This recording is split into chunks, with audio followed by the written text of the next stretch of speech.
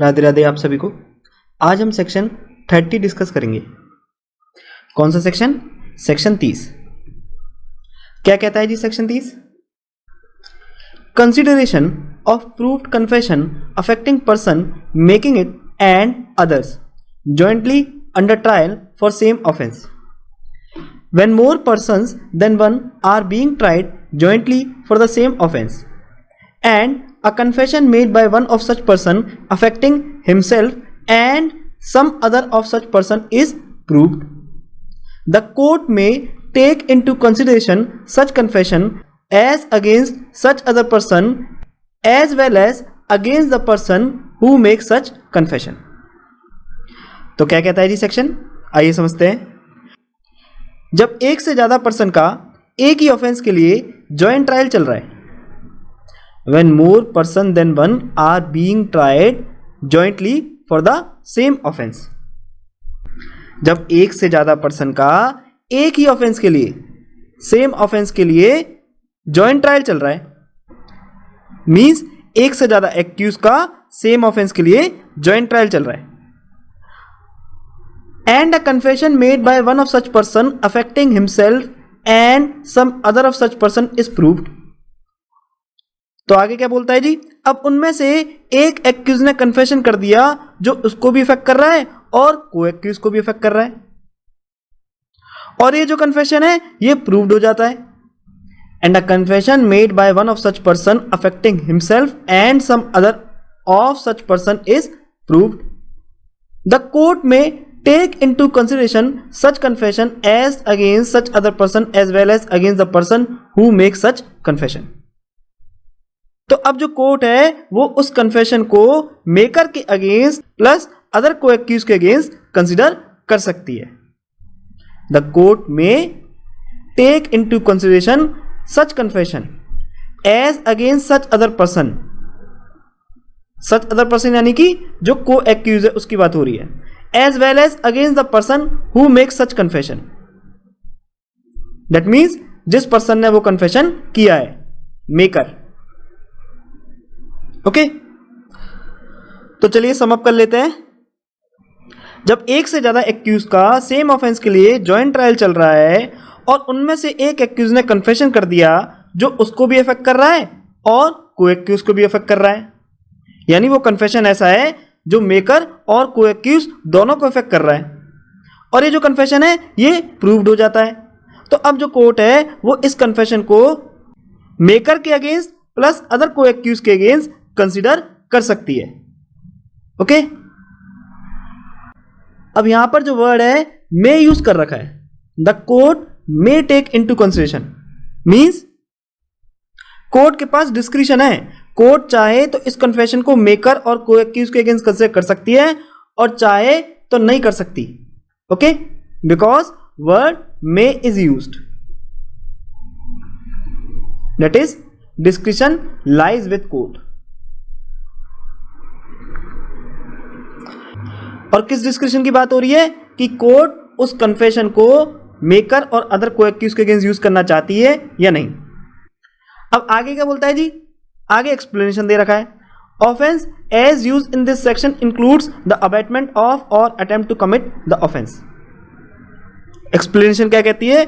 इस सेक्शन में जो टर्म ऑफेंस है, ये जो टर्म है ना ऑफेंस, इसमें abetment and attempt to commit offence भी इंक्लूड होंगे। Abetment and attempt to commit offence, ये दोनों चीजें टर्म ऑफेंस में इंक्लूड होंगी। ओके, अब आगे चलते हैं। आगे इन्होंने बताया जो प्रोविजन है किसका? जॉइंट ट्रायल का, वो कहां प्रोवाइड कर रखा है? सेक्शन 223 ऑफ सीआरपीसी में। जो जॉइंट ट्रायल का प्रोविजन है ना वो कहां प्रोवाइड कर रखा है? Section 223 of CrPC. Joint trial कहां गिवन है? सेक्शन में गिवन है या नहीं गिवन है? बताइए। बिल्कुल गिवन है साहब। कहां है? when more person than one are being tried jointly. Okay, तो ये जो जॉइंट ट्रायल है ये सेक्शन 223 ऑफ सीआरपीसी में गिवन है। ठीक है ना? अब चलिए आगे चलते हैं। अब हम इस सेक्शन की एसेंशियल्स देखेंगे।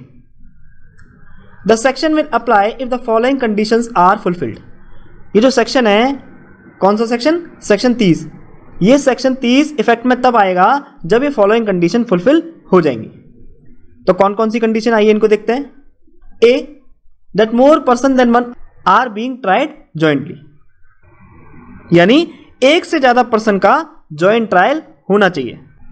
Second, that the joint trial is permissible by law, और ये जो जॉइंट ट्रायल है ये लॉ के द्वारा परमिसिबल होना चाहिए। ठीक है। Third, and that the joint trial is for the same offence or for its abetment or attempts, और ये जो जॉइंट ट्रायल है ये सेम ऑफेंस के लिए होना चाहिए, या फिर अबेटमेंट के लिए होना चाहिए, या फिर अटेम्प्ट के लिए होना चाहिए। Next, there must be a confession, और क्या होना चाहिए जी? और एक कन्फेशन होना चाहिए जो कि ड्यूली प्रूव्ड होना चाहिए। ठीक है, ये तो कहता है सेक्शन, देखो ये रहा, and a confession is proved. ठीक है। नेक्स्ट क्या कहता है जी? The confession of guilt must implicate the maker substantially to the extent as the other accused, और such confession must affect the maker as well as co-accused, then only it can be admissible against the co-accused। यानी वो जो confession है वो ऐसा होना चाहिए जो मेकर और अदर को-एक्यूज दोनों को ही इंप्लीकेट करे। ठीक है, वो जो कन्फेशन है वो ऐसा होना चाहिए जो मेकर को, यानी जिस पर्सन ने वो कन्फेशन किया है, और उसके को-एक्यूज को, वो दोनों को ही इंप्लीकेट करे। ठीक है, सिर्फ तभी वो जो कन्फेशन है वो उसके को-एक्यूज के अगेंस्ट एडमिसिबल किया जा सकता है। ठीक है, तो ये हमारे सेक्शन 30 की एसेंशियल्स। तो जल्दी से एक बार रिवाइज कर लेते हैं इनको। That more person than one are being tried jointly, given है सेक्शन में, बिल्कुल गिवन है। When more person than one are being tried jointly. फिर नेक्स्ट क्या बोलता है? Joint trial is permissible by law. फिर next, and that joint trial is for the same offence or for its abetment or attempts, given है section में, बिल्कुल given है। When more person than one are being tried jointly for the same offence. Okay. फिर आगे इन्होंने बताया there must be a confession, और वो जो कन्फेशन है वो ड्यूली प्रूव्ड होना चाहिए। ठीक है। फिर नेक्स्ट क्या बोलता है जी? वो जो कन्फेशन है वो मेकर और को-एक्यूज को दोनों को इफेक्ट करना चाहिए, सिर्फ तभी उस कन्फेशन को को-एक्यूज के अगेंस्ट कंसीडर किया जा सकता है। ठीक है, चलिए अब एग्जांपल ले लेते हैं इस सेक्शन का। जैसे सपोज करो ए और बी का सी के मर्डर के लिए जॉइंट ट्रायल चल रहा है। ए और बी का सी के मर्डर के लिए जॉइंट ट्रायल चल रहा है। अब सपोज करके चलिए ए ने कन्फेशन कर दिया, ए ने कन्फेशन कर दिया कि जनाब मैंने और बी ने, हम दोनों ने मिलकर ही सी का मर्डर किया है। तो अब आप मेरे को बताइए क्या इस केस के अंदर सेक्शन 30 की सारी एसेंशियल्स पूरी हो रही हैं? चलिए देखते हैं। सबसे पहली कंडीशन क्या थी? That more person than one are being tried jointly. तो मोर पर्सन देन वन है, बिल्कुल है जी। कैसे? ए और बी दो पर्सन है। ठीक है, और इनका क्या चल रहा है? जॉइंट ट्रायल चल रहा है। ठीक है। फिर कंडीशन क्या थी? कि joint trial is for the same offence. अब क्या जॉइंट ट्रायल सेम ऑफेंस के लिए है? बिल्कुल है जी। कैसे पता लगा? क्योंकि जो जॉइंट ट्रायल है वो सी के मर्डर के लिए चल रहा है। ठीक है, तो जो ऑफेंस है वो सेम है। ओके। फिर क्या है जी? There must be a confession and such confession must be duly proved. अब क्या इन दोनों में से किसी एक पर्सन ने कन्फेशन किया है? बिल्कुल किया है। किसने किया है? ए ने। और लास्ट कंडीशन क्या थी? कि वो जो कन्फेशन है वो ऐसा होना चाहिए जो मेकर और को-एक्यूज दोनों को इफेक्ट करे। तो एक्यूज ने क्या कन्फेशन दिया था? यानी ए ने क्या कन्फेशन दिया था? कि जनाब मैंने और बी ने दोनों ने मिलकर ही सी का मर्डर किया है। यानी इस कन्फेशन में ए ने खुद को तो इंप्लीकेट किया ही किया, साथ में बी को भी इंप्लीकेट किया, है ना? तो दैट मीन्स सेक्शन की सारी एसेंशियल्स पूरे हो रहे हैं। तो अब अगर कोर्ट चाहे तो सेक्शन 30 के अकॉर्डिंग इस कन्फेशन को ए और बी के अगेंस्ट कंसिडर कर सकती है। ठीक है, क्लियर हुआ? अच्छा, इसी केस में सपोज करके चलिए ए ने कन्फेशन किया होता कि जनाब सी का मर्डर मैंने ही किया है। ठीक है, ए ने कन्फेशन ये नहीं दिया कि जनाब मैंने और बी ने दोनों ने मिलकर सी का मर्डर किया है, बल्कि क्या कन्फेशन दिया कि सिर्फ मैंने ही सी का मर्डर किया है। तो क्या सेक्शन 30 के एसेंशियल्स पूरे हो रहे हैं? बताइए। Answer is no. क्यों? बिकॉज लास्ट कंडीशन हमने क्या पढ़ी थी कि such confession must affect the maker as well as the co-accused. ठीक है, वो जो कन्फेशन है वो मेकर और को एक्यूज दोनों को ही इफेक्ट करना चाहिए, सिर्फ तभी सेक्शन 30 ऑपरेशन में आएगा। और जबकि इस केस में जो कन्फेशन है वो केवल मेकर को इफेक्ट कर रहा है, ना कि को एक्यूज को। ठीक है, तो क्लियर हुआ आपको? थोड़ा सा रफ आइडिया आपके माइंड में जनरेट हुआ? आगे चलें। चलिए, अच्छा, सेम ऑफेंस का मतलब क्या होता है जी? वर्ड सेम ऑफेंस का क्या मतलब होता है? Same offence means identical offence. क्या मतलब होता है सेम ऑफेंस का? Identical offence and not offence of same kind. Okay, अगर आपने सीआरपीसी पढ़ा है तो आप इस चीज को बहुत अच्छे से कनेक्ट कर लोगे। ठीक है, चलिए अब सेक्शन की इलस्ट्रेशन देख लेते हैं। Illustration A and B are jointly tried for the murder of C. It is proved that A said B and I murdered C. The court may consider the effect of this confession as against B. तो illustration A क्या कहता है? ए और B को सी के murder के लिए jointly try किया जाता है। अब ये प्रूव हो जाता है कि ए ने कहा था कि बी और मैंने मिलकर ही सी का मर्डर किया है। तो अब जो कोर्ट है वो इस कन्फेशन को बी के अगेंस्ट कंसीडर कर सकती है। तो चलिए इस इलस्ट्रेशन में सबसे पहले हम ये देखते हैं कि क्या सेक्शन 30 की एसेंशियल्स पूरी हो रही है या नहीं हो रही। तो चलिए स्टार्ट करते हैं। ए एंड बी, तो पहली कंडीशन क्या थी? मोर देन वन एक्यूज, तो 2 एक्यूज हो गए। ठीक है, इसके बाद जॉइंटली ट्राई किया गया इनको। तो दूसरी कंडीशन क्या थी? जॉइंट ट्रायल, ये भी पूरी हो रही है। अब ये प्रूव हो जाता है कि ए ने कहा था कि बी और मैंने मिलकर ही सी का मर्डर किया है। दैट मीन्स एक एक्यूज ने कन्फेशन किया है और ये जो कन्फेशन है ड्यूली प्रूव्ड हो जाता है। अच्छा, अब आप मेरे को ये बताइए कि क्या ए और बी को इस केस में सेम ऑफेंस के लिए ट्राई किया जा रहा है? तो आंसर इज यस, क्योंकि ए और बी को मर्डर के लिए ही ट्राई किया जा रहा है। ठीक है, तो जो सेम ऑफेंस की कंडीशन है ये भी पूरी हो जाती है। अब जो एक्यूज ने कन्फेशन दिया है वो कैसा कन्फेशन है? यानी जो ए का कन्फेशन है वो कैसा है? वो ए और बी दोनों को इंप्लीकेट कर रहा है। ठीक है, यानी जो सेक्शन की आखिरी कंडीशन है वो भी पूरी हो जाती है। तो इसका मतलब अब सेक्शन की सारी कंडीशन पूरी हो गई हैं। तो अब अगर कोर्ट चाहे तो वो इस कन्फेशन को बी के अगेंस्ट कंसीडर कर सकती है। ओके, क्लियर हुआ आपको? आगे चलें। चलिए अब नेक्स्ट इलस्ट्रेशन देखते हैं जी। इलस्ट्रेशन बी क्या कहता है? Illustration B, A is on his trial for the murder of C. There is evidence to show that C was murdered by A and B and that B said A and I murdered C. This statement may not be taken into consideration by the court against A as B is not being jointly tried. तो illustration भी क्या कहता है? C के murder के लिए A का trial चल रहा है।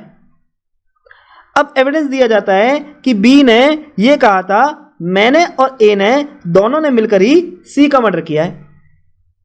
अभी जो स्टेटमेंट है कोर्ट इसे ए के अगेंस्ट कंसीडर नहीं कर सकती। वाई? बिकॉज यहां सिर्फ ए का ट्रायल चल रहा है और जबकि ये जो सेक्शन है ये केवल तब इफेक्ट में आता है जब जॉइंट ट्रायल चल रहा हो। ओके, तो चूंकि इस केस में ए और बी का जॉइंट ट्रायल नहीं चल रहा इसलिए बी के कन्फेशन को कोर्ट ए के अगेंस्ट कंसीडर नहीं कर सकती। ठीक है, क्लियर हुआ आपको? इलस्ट्रेशन से आपके माइंड में एक ब्रॉड आइडिया क्रिएट हुआ? आगे चलें, चलिए। अच्छा, आप सपोज करके चलिए 2 एक्यूज हैं, उनका जॉइंट ट्रायल चल रहा है, पर ऑफेंस जो है वो अलग अलग है। सपोज करके चलिए 2 एक्यूज ए और बी हैं। अब ए के अगेंस्ट मर्डर के चार्जेस लगे हैं, जबकि बी के अगेंस्ट रेप के चार्जेस लगे हैं। तो आप मेरे को बताइए, क्या सेक्शन 30 इफेक्ट में आएगा? बताइए। तो answer is no. Why? Because यहां एक्यूज का जॉइंट ट्रायल सेम ऑफेंस के लिए नहीं हो रहा, बल्कि अलग अलग ऑफेंस के लिए हो रहा है।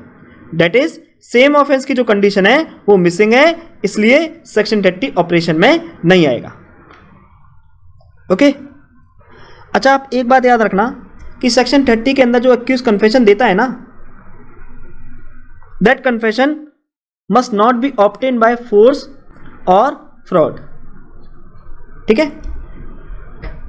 सेक्शन 30 के अंदर जो एक्यूज कन्फेशन देता है वो कन्फेशन फोर्स और फ्रॉड से ऑब्टेन नहीं किया जाना चाहिए। ओके? चलिए आगे चलते हैं। Confession of different offence committed in same transaction. If different offenses are committed in course of same transaction and many persons are tried jointly for different offenses, the confession of one of such person cannot be used against the others. तो क्या कहता है जी? अगर बहुत सारे लोगों ने same transaction में डिफरेंट ऑफेंस कमिट किए हैं और अब अगर उनका डिफरेंट ऑफेंसेस के लिए जॉइंट ट्रायल चलता है, तो ऐसे केसेस में क्या एक एक्यूज का कन्फेशन को एक्यूज के अगेंस्ट यूज किया जा सकता है? जैसे सपोज करके चलिए ए, बी, सी, डी इन चारों ने मिलकर बैंक की रॉबरी की प्लानिंग करी है। ठीक है? अब ये चारों बैंक लूटने के लिए जाते हैं। अब ए जो है वो कार में बैठा रहता है, कार में से बी, सी, डी तीनों को डायरेक्शन देता रहता है, और जो बी, सी, डी है वो तीनों बैंक के अंदर एंट्री कर लेते हैं। अब बी ने क्या किया जी? बी ने बैंक के बाहर खड़े सिक्योरिटी गार्ड को गोली मार दी और सिक्योरिटी गार्ड की ऑन द स्पॉट डेथ हो गई। ठीक है? अब बी, सी, डी तीनों के तीनों बैंक के अंदर घुस गए। अब सी ने लेडी कैशियर के सर पर बंदूक रखी और सारा पैसा ले लिया। सी ने क्या किया? लेडी कैशियर के सिर पर बंदूक रखी और सारा का सारा पैसा ले लिया, और साथ में सी ने इस लेडी कैशियर का रेप भी कर दिया। अब ये तीनों बी, सी, डी बैंक से जाने लगे।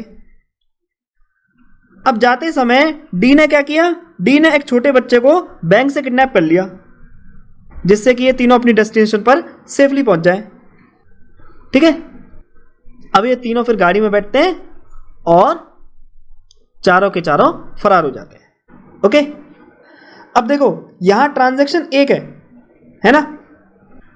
ट्रांजैक्शन क्या था कि ए, बी, सी, डी को बैंक में डाका डालना है जी। ठीक है? ट्रांजैक्शन यहां पर एक है, लेकिन इस ट्रांजैक्शन के अंदर डिफरेंट ऑफेंसेस कमिट हुए। जैसे कि ए गार्ड कर रहा था, बी ने सिक्योरिटी गार्ड को गोली मार के उसकी डेथ कॉज कर दी, सी ने लेडी कैशियर का रेप कर दिया, और डी ने एक बच्चे का किडनैप कर लिया। तो अब सवाल यह है कि ऐसे केसेस में अगर एक्यूज कोई कन्फेशन करता है जो मेकर और अदर को एक्यूज को इंप्लीकेट करता है, तो कोर्ट उस कन्फेशन को सेक्शन 30 में कंसीडर कर सकती है नहीं? तो answer is no. Why? Because if different offenses are committed in course of same transaction and many persons are tried jointly for different offenses, the confession of one of such person cannot be used against the others. Okay? Clear हुआ आपको? तो आप याद रखना, अगर same transaction में different offences commit किए हैं और सभी एक्यूज को जॉइंटली ट्राई किया जा रहा है, तो एक एक्यूज के कन्फेशन को दूसरे एक्यूज के अगेंस्ट कंसीडर नहीं किया जा सकता। ठीक है? अच्छा, अब आप मेरे को एक क्वेश्चन का आंसर करिए। ए, बी, सी इन तीनों ने मिलकर डी का मर्डर किया है। ठीक है? ए, बी, सी इन तीनों ने मिलकर डी का मर्डर किया है जी। अब इन तीनों में से पुलिस केवल ए को ही पकड़ पाती है, ठीक है। जो बाकी के दो एक्यूज हैं बी और सी, वो दोनों फरार हो जाते हैं। That means only A is arrested and B and C absconded. अब ट्रायल के दौरान ए कन्फेशन कर देता है कि हम तीनों ने मिलकर ही डी का मर्डर किया है और कोर्ट ए को कन्विक्ट कर देती है, ठीक है। अब कुछ दिन बाद पुलिस ऑफिसर बी और सी को भी ढूंढ लेते हैं और इन दोनों को अरेस्ट करके कोर्ट के आगे प्रोड्यूस कर देते हैं। अब आप मेरे को बताइए कि जो कन्फेशन ए ने अपने ट्रायल के दौरान किया था कि हम तीनों ने मिलकर ही डी का मर्डर किया है, क्या इस कन्फेशन को कोर्ट बी और सी के अगेंस्ट कंसीडर कर सकती है? बताइए, सोचिए। तो answer is no. Why? Because the essential element of section joint trial is missing in this case. क्यों? बिकॉज सभी एक्यूज को जॉइंटली ट्राई नहीं किया गया, तो इसलिए जो सेक्शन 30 है वो ऑपरेशन में नहीं आएगा और जो कोर्ट है वो ए के द्वारा किए गए कन्फेशन को बी और सी के अगेंस्ट कंसीडर नहीं कर सकती। ओके, समझ में आया आपके? क्लियर हुआ ना? चलिए आगे चलते हैं। अब देखो, ये सेक्शन के कुछ वन लाइन फैक्ट हैं, आपको इनको याद रखना है, ठीक है। और अगर आपने सीआरपीसी को अच्छे से पढ़ा है तो ये जो फैक्ट्स हैं आप इनको बहुत इजीली कनेक्ट कर लोगे। तो चलिए इन फैक्ट्स की एक बार रीडिंग दे लेते हैं। In case of pardoning, discharge, withdrawal of petitioner, other persons are not deemed to be co-accused, so confession made by one are not relevant against other, ठीक है। पार्डनिंग, डिस्चार्ज और withdrawal के case में other person को को accused नहीं माना जाता और इसलिए एक एक्यूज के द्वारा किया गया कन्फेशन दूसरे एक्यूज के अगेंस्ट रेलेवेंट नहीं होगा। नेक्स्ट क्या बोलता है जी? If at time of trial he is not tried with present accuse or discharge, died etcetera, confession of co-accuse not relevant. Similarly अगर ट्रायल के दौरान अदर पर्सन को प्रेजेंट एक्यूज के साथ ट्राई नहीं किया जाता या उसे डिस्चार्ज कर दिया जाता है या उसकी डेथ हो जाती है तो को एक्यूज का जो कन्फेशन है वो रेलेवेंट नहीं होगा। But in cases of acquittal of co-accuse confession made during trial then that confession is relevant. यानी अगर ट्रायल के दौरान को एक्यूज ने कोई कन्फेशन किया है और लेटर उस को एक्यूज को एक्यूट कर दिया जाता है तो अब वो कन्फेशन रेलेवेंट माना जाएगा, ठीक है। आगे क्या कहता है जी? If the accuse who made the confession has been made a prosecution witness or government approver, then he is not a co-accused and therefore the confession made by him cannot be proved against him and it cannot be used against the other accused also। यानी अगर जिस accused ने confession किया है उसे government approver बना दिया जाता है तो अब वो को एक्यूज की कैटेगरी में फॉल नहीं करेगा और इसलिए अब उसके द्वारा दिया गया कन्फेशन ना तो उसके अगेंस्ट ही प्रूव किया जाएगा और ना ही कोर्ट उस कन्फेशन को अदर को एक्यूज के अगेंस्ट कंसिडर कर सकती है। Why? Because he is no more an accused now. He has turned into a prosecution witness. Section 133 अकम्प्लाइज में हमने इस चीज को बहुत अच्छे से डिस्कस किया हुआ है। कुछ याद आया आपको? नहीं आया? वेरी बैड, जाके दोबारा इस लेक्चर को सुनिए, ठीक है। चलिए आगे चलते हैं अब। Confession affecting himself and some other of such person, test of admissibility. Exculpatory statements are inadmissible under this section as they cannot be said to affect the maker। तो उन्होंने यहां बताया इस सेक्शन के अंदर एक्सकल्पेटरी स्टेटमेंट इनएडमिसिबल मानी जाएगी। क्यों? बिकॉज एक्सकल्पेटरी स्टेटमेंट कौन सी होती है? जिसमें मेकर ये स्टेट करता है कि मैंने कोई ऑफेंस नहीं किया, ठीक है, मैं तो बेकसूर हूं। और जबकि जो सेक्शन की वर्डिंग्स हैं वो क्या है? कन्फेशन ऑफ एक्यूज्ड, है ना। सेक्शन किससे डील करता है?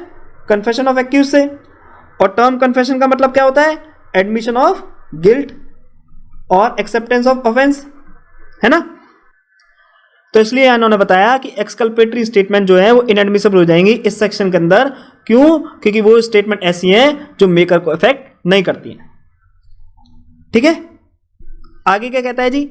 If on reading the confession as a whole it appears that the makers was trying to throw the main blame on his companion and to make out that he himself was an unwilling spectator of the crime, the confession cannot at all be taken into consideration against the co-accused। तो देखो इन्होंने यहाँ कितनी अच्छी बात बताई है कि अगर पूरे कन्फेशन को रीड करके ऐसा लगता है कि मेकर ऑफेंस के पूरे ब्लेम को अपने एसोसिएट्स पर थ्रो करना चाह रहा है और अपने आप को उस क्राइम का विटनेस या अनविलिंग स्पेक्टेटर रिप्रेजेंट कर रहा है, तो ऐसे केसेस में कोर्ट उस कन्फेशन को अदर को एक्यूज के अगेंस्ट कंसिडर नहीं करेगी। ठीक है, क्योंकि जो सेक्शन 30 की रिक्वायरमेंट थी वो क्या थी कि जो कन्फेशन है वो एक्यूज और को एक्यूज दोनों को इंप्लीकेट करना चाहिए। ठीक है, तो इसलिए अगर वो कन्फेशन ऐसा है जिसमें मेकर अपने आप को अनविलिंग स्पेक्टेटर दिखा रहा है या विटनेस दिखा रहा है और सारा का सारा ब्लेम को एक्यूज पर पुट कर रहा है, तो ऐसे कन्फेशन को कोर्ट सेक्शन 30 के अंदर अदर को एक्यूज के अगेंस्ट कंसिडर नहीं करेगी। Okay, thus the confession to be admissible under section 30, it must not be exculpatory but must also inculpate the maker himself substantially to the same extent as other।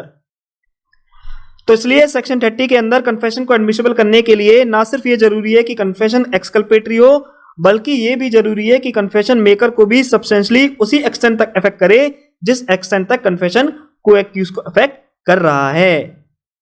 ठीक है, चलिए आगे चलते हैं। Retracted confession of co-accused. The Evidence Act nowhere provides that if the confession is retracted, it cannot be taken into consideration against the co-accused or the confessing accused. तो क्या बताया जी इन्होंने यहाँ, जो एविडेंस एक्ट है वो कहीं भी ये प्रोवाइड नहीं करता कि रिट्रैक्टेड कन्फेशन को कोर्ट मेकर या अदर को एक्यूज के अगेंस्ट कंसिडर नहीं कर सकती। The act does not prevent the court from taking into consideration retracted confession against the confessing accused and his co-accused। यानी इंडियन एविडेंस एक्ट कोर्ट को confessing accuse और other co-accuse के against retracted confession को consider करने से नहीं रोकता, but it is a very weak kind of evidence and there can be no conviction without the fullest and strongest corroboration on material terms. But ये अपने आप में एक वीक पीस ऑफ एविडेंस है और बिना कोरोबोरेशन के कोर्ट कन्विक्शन ग्रांट नहीं कर सकती। ओके, चलिए आगे चलते हैं आप। Evidentiary value of confession of co-accused. Section 30 says nothing about evidentiary value of confession of co-accused. जो सेक्शन 30 है वो co-accused के कन्फेशन की एविडेंशियल वैल्यू को लेकर कहीं भी कुछ प्रोवाइड नहीं करता। Section 30 does not say that the confession of one accused will be evidence against the co-accused. It only says that the court may take into consideration such confession. Section 30 कहीं भी ये स्टेट नहीं करता कि एक accused का confession other co-accuse के against evidence माना जाएगा। ये केवल इतना ही कहता है कि कोर्ट चाहे तो उस कन्फेशन को अदर को एक्यूज के अगेंस्ट कंसिडर कर सकती है। ओके, इसलिए जो को एक्यूज का कन्फेशन है वो कोई एविडेंस नहीं है। The confession of a co-accuse is not evidence. No conviction can be based upon its only. और कोर्ट केवल एक्यूज के कन्फेशन के बेसिस पर कन्विक्शन नहीं दे सकती। It can be used only to corroborate other evidence on record. इस confession को जो अदर एविडेंस रिकॉर्ड पर है उनको कोरोबोरेट करने के लिए ही यूज किया जा सकता है। The confession can only be used to help to satisfy a court that the other evidence is true. Confession तो बस कोर्ट को सेटिस्फाई करने में मदद करता है कि जो केस में अदर एविडेंस है वो ट्रू है। The court cannot start with the confession of the co-accused. It must begin with the other evidence adduced by the prosecution. Court हमेशा प्रोसिक्यूशन के द्वारा दिए गए एविडेंस से ही केस को बिगिन करेगी, ना कि एक्यूज के कन्फेशन से। ओके, आगे क्या बोलता है जी, the court may take into consideration court's discretion to consider और नॉट लेस एविडेंसरी वैल्यू। जो कोर्ट है वो चाहे तो उस कन्फेशन को कंसिडर कर सकती है। इसका मतलब कोर्ट की डिस्क्रिशन लाई करती है कि वो कंसिडर करेगी या नहीं, इसलिए इसकी जो एविडेंशियल वैल्यू है वो कम है। कैसे पता लगा कि कोर्ट की डिस्क्रिशन है? Because word may is used, है ना, हमने पढ़ा था ना सेक्शन में। देखो ये रहा, the court may take into consideration, क्या वर्ड यूज कर रखा है यहां पर? मे। ठीक है, आगे क्या कहता है? If court finds that there are sufficient evidence against the co-accused and there is slight link missing to complete the chain of circumstances, the court can use it to complete the chain of circumstances. Thus, confession of co-accused is not a substantive piece of evidence. यानी अगर court के पास co-accused के against other sufficient evidence है और circumstances की chain को complete करने के लिए एक स्लाइड लिंक मिसिंग है, तो फिर ऐसे केसेस में कोर्ट उस कन्फेशन को चैन को कंप्लीट करने के लिए यूज कर सकता है। ओके, अब कश्मीरा सिंह वर्सेस एमपी के केस में सुप्रीम कोर्ट ने सेक्शन 30 की एविडेंशियल वैल्यू हेल्ड करी है। तो चलिए इसको देखते हैं। Number 1, it can be used only as an evidence to provide support to other circumstantial evidence against co-accused, यानी ये कन्फेशन केवल एक्यूज के अगेंस्ट अदर सर्कमस्टेंशियल एविडेंस को सपोर्ट करने के लिए ही यूज किया जा सकता है। Second, approach of court under section 30 should be that court shall not first take the confession of co-accused into consideration, rather it shall take into account other evidence available and seek whether a confession can be made on that ground. तो court ने held किया कि section 30 के अंदर court की approach ये होनी चाहिए कि कन्विक्शन करने के लिए कोर्ट पहले अदर एविडेंस को देखेगी, ना कि एक्यूज के कन्फेशन को। ठीक है, अब आगे डिस्कस करते हैं। The Supreme Court, following Privy Council decision in Bhavani Sahu versus King, held that the confession of co-accused is a very weak type of evidence. It is not recorded on oath, nor it is tested by cross-examination. Therefore, the confession of co-accused cannot be made the basis of conviction of accused. It can be used only if necessary to corroborate other evidence on record. तो Bhavani Sahu versus king के case में supreme court ने Privi council के judgement को follow करते हुए held किया कि को-एक्यूज का कन्फेशन एक बहुत ही वीक टाइप ऑफ एविडेंस है। ना तो इस कन्फेशन को ओथ पर रिकॉर्ड किया जाता है और ना ही इस कन्फेशन को क्रॉस एग्जामिनेशन के थ्रू टेस्ट किया जाता है, इसलिए को-एक्यूज के कन्फेशन के बेस पर कन्विक्शन नहीं दी जा सकती।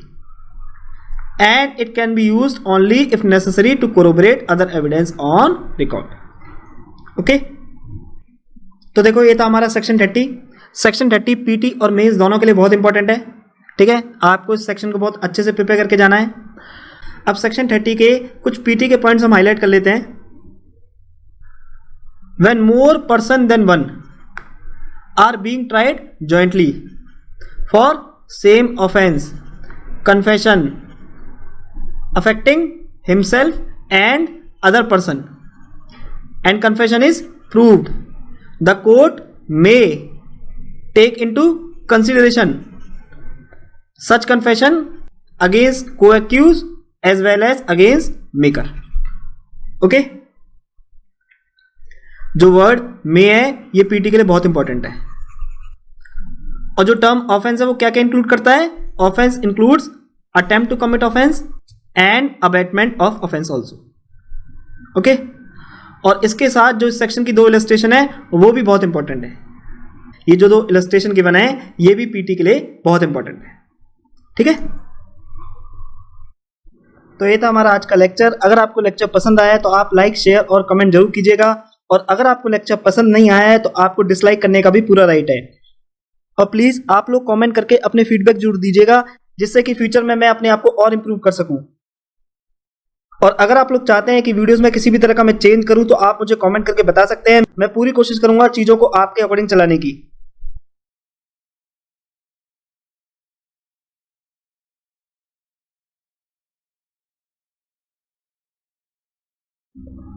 स्पेशल थैंक्स टू माई गुरु नेहा सिंह, जिन्होंने ईयर 2018 में इंडियन एविडेंस एक्ट का अपना ज्ञान मेरे साथ साझा करके मुझे लेक्चर बनाने के काबिल बनाया। अगर आपको इस लेक्चर से कुछ सीखने को मिला है और आप मुझे कंट्रीब्यूट करना चाहते हैं तो आप मुझे कंट्रीब्यूट भी कर सकते हैं। ये है मेरा QR कोड, आप किसी भी ऑनलाइन पेमेंट एप्लीकेशन के थ्रू मुझे पेमेंट कर सकते हैं। और याद रखना, ये कंट्रीब्यूशन जो भी आप करोगे ये केवल सोसाइटी के लिए यूज किया जाएगा, जैसे कि गरीब बच्चों की पढ़ाई के लिए, उनकी शादी के लिए, गौ माता की सेवा के लिए, etcetera. Because I believe this contribution is by the people, of the people and for the people only. इसके अलावा इंस्टाग्राम और फेसबुक पे आप मेरे को फॉलो कर सकते हो, जो लिंक है वो डिस्क्रिप्शन बॉक्स में गिवन है। इंस्टाग्राम पे मैं अक्सर लाइव भी आता हूँ और प्रीवियस ईयर क्वेश्चन भी शेयर करता हूँ। तब तक के लिए स्वस्थ रहिए, व्यस्त रहिए और मस्त रहिए। Take care of your health physically, mentally and emotionally. जय हिंद, जय भारत।